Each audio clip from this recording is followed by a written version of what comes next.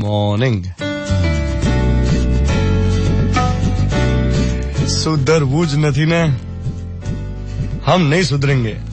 ના, બિલકુલ નહીં, નથી જ બદલાવો આપણે. કલકત્તા જઈને આવ્યો હું. આમ તો પહેલી વાર ગયો હતો. કલકત્તા મારા માટે મધુબાલા જેવું છે. નજરે જોઈ ન હોય પણ પ્રેમ ઘણો. લાઈફમાં ક્યારેય કોલકાતા ગયો નહોતો, પણ એ શહેર માટે એક લાગણી હતી, અદમ્ય ખેંચાણ હતું. ને ત્યાં પહોંચ્યા પછી પહેલા જ ડિનરમાં એક સાથે 6 રસગુલ્લા ખાઈ ગયો ત્યારે રિયલાઇઝ થયું કે કેટલું મીઠું શહેર છે. અને રસગુલ્લા પણ ખાંડની ચાસણી વાળા નહીં હો, ગોળના પાણી વાળા રસગુલ્લા. અને સાહેબ, કલકત્તામાં મીઠાઈઓના તો હો એવા ભંડાર જોવા મળે. આપણને તો નામે ના આવડે, પણ ગજબ, એકથી એક ચડે એવી મીઠાઈ. એક ખાઓ ને બીજી ભૂલો. હોળીની રજા કોને કહેવાય એ કલકત્તા જઈને ખબર પડી. આખું શહેર હોળીમાં સજ્જડ બંધ. અને એવું નહીં કે અડધો દિવસ કે એક દિવસ, 2.5 દિવસ માટે, 2.5-3 દિવસ માટે તમને ક્યાંય વ્હીકલ્સ ના મળે યાર.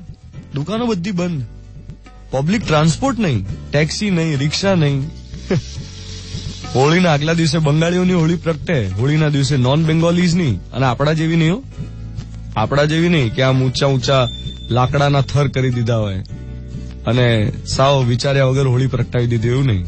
એ લોકો પ્રોપરલી પ્લાન કરીને હોળીમાં શું શું પ્રગટાવવાનું એનો બધો સામાન પણ એમણે વ્યવસ્થિત રાખ્યો હોય.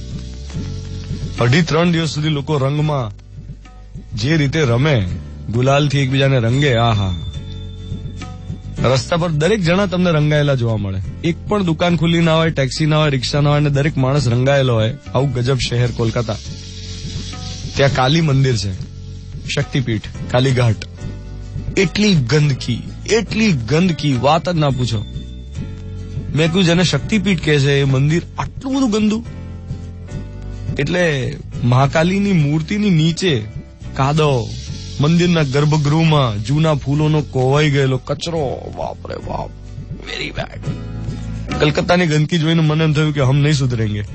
કારણ કે આ ગંદકી કોઈને ખૂંચતી જ નથી આ દેશમાં. તમે મુંબઈ એરપોર્ટ પર જાઓ, તમે લેન્ડ કરો એ વખતે તમે નીચે જોજો, ઝૂંપડપટ્ટીની કેવી ગંદકી જોવા મળે. મુંબઈમાં ટ્રેનમાં ટ્રાવેલ કરો તો લોકો તમને રોજ સવારે શું કરતા દેખાય. હવે દેશના ઇકોનોમિક કેપિટલની જ આ હાલત હોય. મોબાઈલ હાથમાં લઈને બધા ફરતા હોય, પણ કોઈને સુધરવું ના હોય.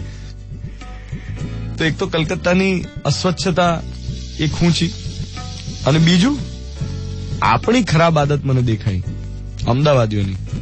કારણ કે કલકત્તામાં ટ્રાફિક ડિસિપ્લિન જબરદસ્ત છે. મેં જેમ કહ્યું કે રસ્તા એકદમ ખાલી જોવા મળે મને હોળીમાં, બરાબર. હવે એકદમ ખાલી રસ્તા હોય, રસ્તા પર પોલીસ ના હોય, રાત્રે 12 વાગ્યા હોય, તો સાહેબ નાનામાં નાના 4 રસ્તા પર કે જ્યાં કોઈ જોતું નથી, ત્યાં લોકો સિગ્નલ ફોલો કરે, લેન ફોલો કરે. એટલે 2 વ્હીલરની જગ્યા જ્યાં રાખેલી હોય 4 રસ્તા પર, ત્યાં ગાડીવાળો ઘૂસે જ નહીં કોઈ દિવસ. ભલે ને આગળ 2 વ્હીલર હોય કે ના હોય, પણ એને 2 વ્હીલર વાળી જગ્યામાં પોતાની ગાડી નહીં લઈ જવાની, એટલે નહીં જ લઈ જવાની. લેન કોઈ તોડે નહીં, કોઈ રોંગ સાઈડમાં જાય નહીં. ત્યાં ઘણા બધા રસ્તા વન વે હતા, અને પોલીસ ના હોવા છતાં કોઈ રોંગ સાઈડમાં ના જાય. આ બહુ મોટી વાત છે. આપણે ત્યાં તો પોલીસ ઉભી હોય તોય અમદાવાદમાં કેવું કરીએ છીએ આપણે, જાણે પડી જ ના હોય. સો એટલે આપણે પણ નહીં સુધરેંગે વાળા જે અમદાવાદીઓ છે, એમણે આ મહાનગરો પાસેથી એક ગુણ શીખવા જેવો છે. એ છે ટ્રાફિકના નિયમ પાલનનો. 7:17 થઈ રહી છે. 5th માર્ચ 2018 સોમવારની સવાર. હું છું ધ્વનિત તમારી સાથે ઓન મિર્ચી 98.3 પ્લે કરવા જઈ રહ્યો છું એક એવી ફિલ્મનું સોંગ જેમાં કોલકાતા બતાવ્યું છે.